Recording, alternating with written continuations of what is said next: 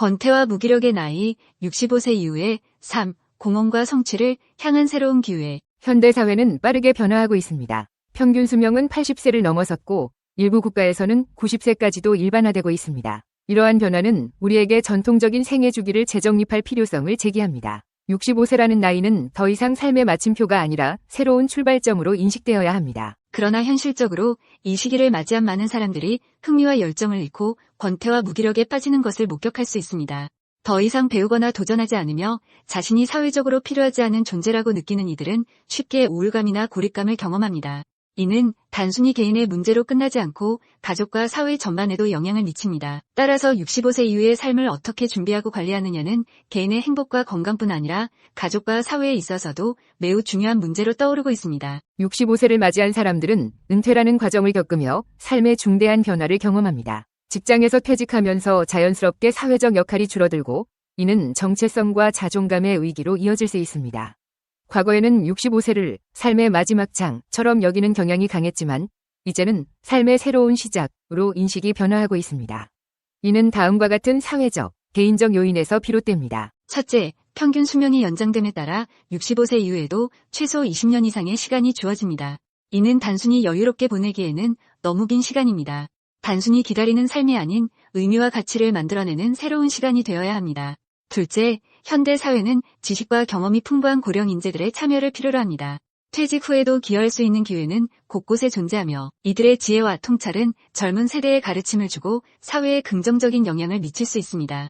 셋째, 개인적으로도 자신의 삶을 더 의미 있게 만들어 나가려는 열망은 나이에 구애받지 않습니다. 많은 사람들이 은퇴 후에도 자신의 가치를 발견하고 성취감을 느끼길 원합니다. 65세 이후의 삶에서 가장 큰 장애물 중 하나는 권태와 무기력입니다. 이는 단순히 할 일이 없어서가 아니라 자신의 삶에서 의미와 가치를 상실했다고 느끼기 때문에 발생합니다. 따라서 권태와 무기력을 극복하려면 삶에 대한 새로운 관점과 접근이 필요합니다. 첫째, 새로운 흥미와 열정을 발견하는 것이 중요합니다. 이는 전혀 새로운 분야를 탐구하거나 과거에 관심이 있었지만 시간이나 여건이 부족해 시도하지 못했던 활동에 도전하는 것을 포함합니다. 예를 들어 악기 배우기, 그림 그리기, 새로운 언어 공부 등은 삶의 활력을 불어넣는데 큰 도움이 됩니다. 배우고 탐구하려는 자세를 유지하는 것이야말로 삶을 생산적으로 바꾸는 첫걸음이 될 수 있습니다. 둘째, 사회적 관계를 유지하거나 확장하는 노력이 필요합니다. 은퇴 후 고립되는 것은 많은 노인들에게 큰 심리적 부담으로 작용합니다. 친구, 가족, 지역사회와의 관계를 유지하거나 새로운 인맥을 만들어가는 것이 중요합니다. 동호회 참여, 지역 봉사활동, 종교단체 등은 사회적 연결을 유지하는 데 유용한 수단입니다. 셋째, 생산적이고 도전적인 활동을 선택해야 합니다. 단순히 시간을 보내는 활동이 아니라 의미와 목표를 제공하는 활동이어야 합니다.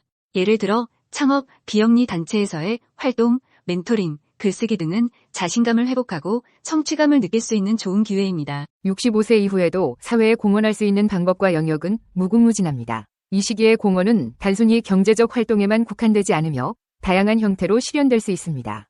첫째, 지식과 경험을 전수하는 활동이 있습니다.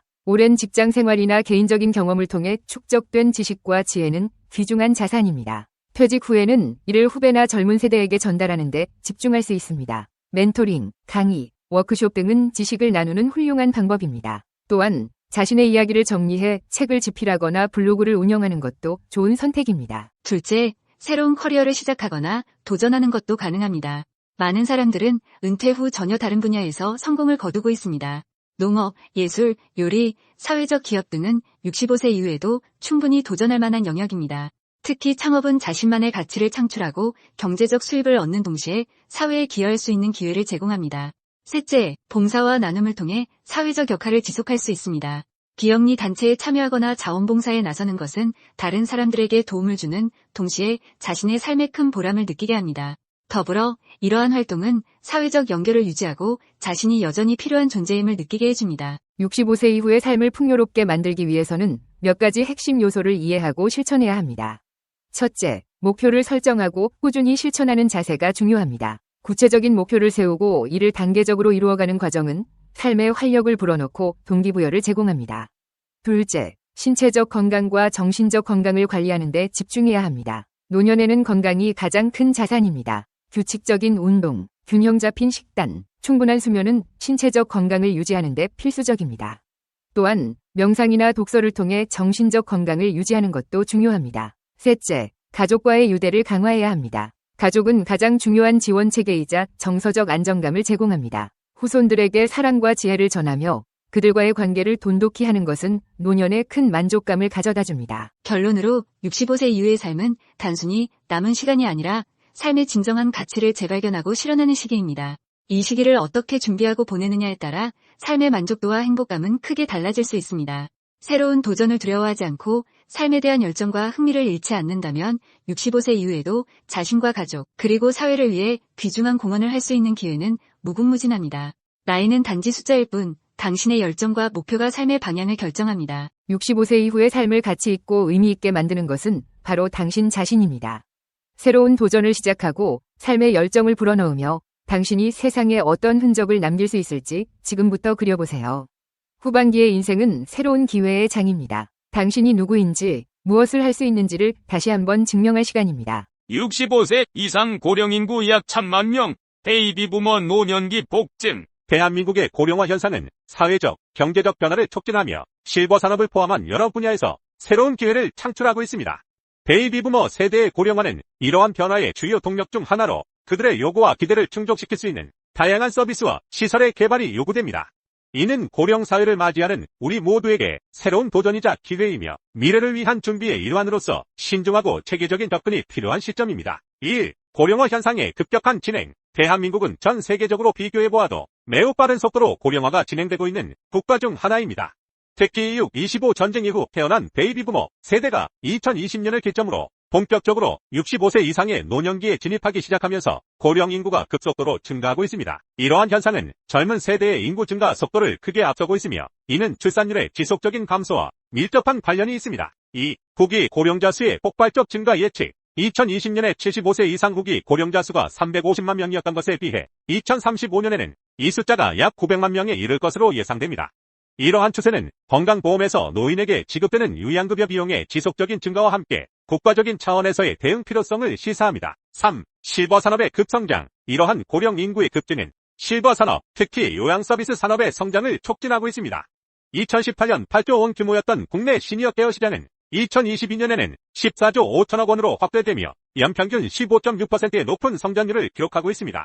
시니어 케어 서비스는 일상생활이 어려운 노인을 대상으로 한 가정이나 시설에서의 신체적, 가사적 활동 지원 및 간병을 포함하며 최근에는 이러한 케어 서비스와 노인 주거를 결합한 복합타운 형태의 확대가 두드러지고 있습니다. 4. 베이비 부머 세대의 고령층 유입과 시장 확대. 베이비 부머 세대의 고령화는 또한 고령층의 자산 확대로 이어지고 있습니다. 이는 접근성 높은 요양 및 주거시설에 대한 수요 증가를 예측하게 만듭니다. 매년 약 80만 90만 명의 베이비 부머가 고령층에 유입될 것으로 예상되며 이들의 시니어 계층 진입은 실버 산업, 특히 실버타운과 요양 서비스 분야에서 높은 수요를 창출할 것으로 보입니다. 5. 실버타운 거주에 대한 긍정적 인식. 최근 실시된 설문조사에 따르면 조사 대상자의 대다수가 은퇴 후 실버타운 거주에 긍정적으로 답변했습니다. 이들은 주로 살기 좋은 환경과 생활 지원 서비스의 제공을 긍정적으로 생각하는 이유로 들었습니다. 이는 실버타운과 같은 요양 및 주거시설이 제공하는 편안하고 안정적인 생활 환경에 대한 높은 기대감을 반영합니다. 6. 경제력을 갖춘 베이비 부머 세대. 고령층에 편입되는 베이비 부머는 상당한 경제력을 갖추고 있어 관련 시장 형성에 대한 기대감이 높습니다. 생명보험업계는 인구 감소로 인해 기존의 보험 판매가 어려워진 상황에서 요양사업을 포함한 신사업 기회로 주목하고 있습니다. 이는 고령화 사회를 맞이하여 다양한 서비스와 제품의 개발이 필요함을 시사합니다. 7. 미래 요양 서비스 수요의 급증 예상. 보험연구원의 연구위원은 향후 10년 이후 베이비 부머 세대의 8,090세 진입으로 요양 서비스 수요가 급증할 것으로 예상하고 있습니다. 이는 신노년층의 다양한 욕구를 반영한 요양시설 및 서비스 공급 확대의 필요성을 강조합니다. 고령화 사회에서 요양 서비스는 단순한 보살핌을 넘어서 개인의 삶의 질을 유지하고 향상시키는 중요한 역할을 하게 됩니다.